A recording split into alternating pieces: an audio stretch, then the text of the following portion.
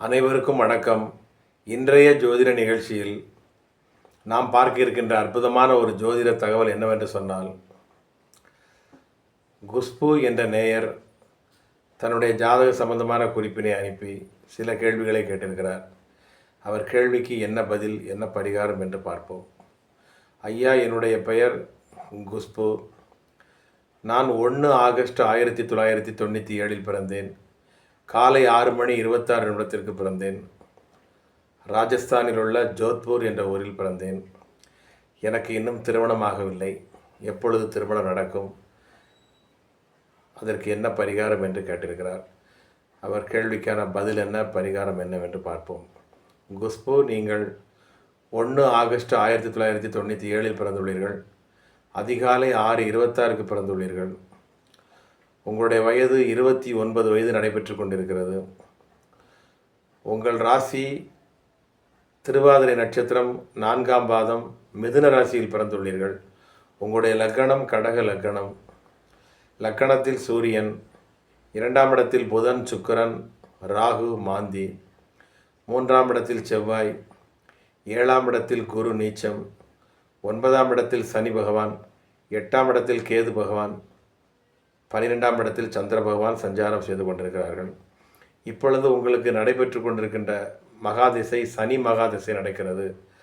சனி மகாதிசையில் சுக்கிர புத்தி என்ற பீரியட் நடைபெற்று கொண்டிருக்கிறது. இந்த சுக்கிர புத்தியானது 4/11/2021 வந்தது. 4/1/2025 இந்த சுக்கிர புத்தி முடிவடைந்து விட்டது. இப்பொழுது சனி திசையில் சூரிய புத்தி நடைபெற்று கொண்டிருக்கிறது. இந்த சூரிய புத்தியானது 4 ஜனவரி 2025 வந்தது.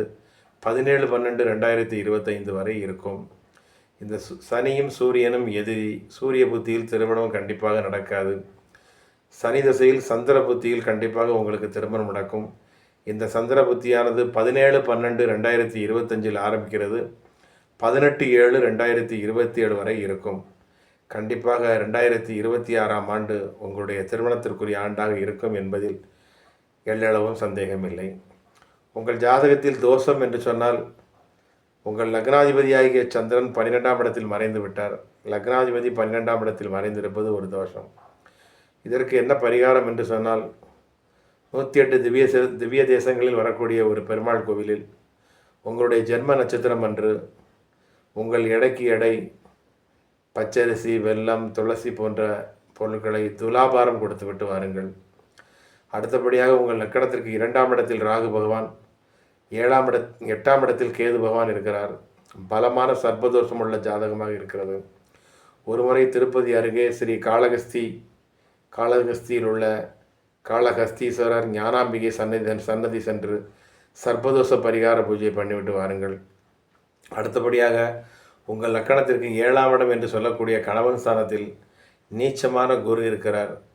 எனவே திருச்சி அருகே திருப்பைஞ்சலி என்ற ஊரில் உள்ள நீலிவரநாதர் கோவிலில் வாழை மரத்திற்கு ஒரு திருமணம் போன்ற பரிகாரத்தை செய்துவிட்டு வாருங்கள். அதேபோல் உங்கள் ஜாதகத்தில் 9ஆம் இடம் என்று சொன்னால் தகப்பன் வழி முன்னோர்களை சொல்லக்கூடிய இடமாகும். அந்த 9ஆம் வீட்டுக்குடைய கிரகம் ஜாதகத்தில் வந்து குரு பகவான் நீச்சமாக இருப்பதால் உங்களுக்கு உங்கள் குடும்பத்திற்கும் முன்னோர்களுடைய ஆசீர்வாதம் குறைவாக உள்ளது. அதாவது பித்திர தோஷம் உள்ளது. ஒருமுறை உங்கள்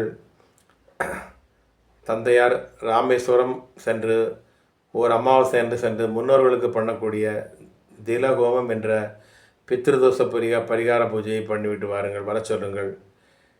இத்தனை பரிகாரங்கள் நீங்கள் செய்ய வேண்டி உள்ளது. இத்தனையும் வரிசையாக நீங்கள் செய்துவிட்டு வாருங்கள். வரக்கூடிய மே மாதம் முதல் உங்களுக்கு குரு பார்வை வருகிறது. 2026 மேலிருந்து 2027 மே வரைக்கும் குரு பகவான் உங்களுக்கு உச்சம் பெற்ற நிலையில் குரு பார்வையில் இருப்பார். கண்டிப்பாக அடுத்த ஆண்டு உங்களுக்கு கண்டிப்பாக திருமணம் நடக்கும். அடுத்த ஆண்டு கண்டிப்பாக உங்களுக்கு திருமணம் நடக்கும். நான் மேற்சொன்ன பரிகாரத்தை வரிசையாக செய்துவிட்டு வாருங்கள். அதனால் எந்த பிரச்சனையும் இல்லை. விரைவாக உங்களுக்கு திருமணம் கண்டிப்பாக நடக்கும். 7ஆம் இடத்தில் நீச்சமான குரு பகவான் இருப்பதால் சிறிய வயதில் உங்களுக்கு திருமணம் நடந்திருந்தால் கண்டிப்பாக அது இருதார தோஷமாக மாறியிருக்கும். எனவே லேட்டாக திருமணம் நடக்க இருக்கிறது என்று வருத்தப்படாதீர்கள். கண்டிப்பாக உங்களுக்கு திருமணம் உண்டு. 2026ஆம் ஆண்டு கண்டிப்பாக உங்களுக்கு நல்ல மணமகன் கிடைத்து திருமணம் நடக்கும் என்பதில் எள்ளளவும் சந்தேகமில்லை. வாழ்க வளமுடன். ஆயுஷ்மான் பவ.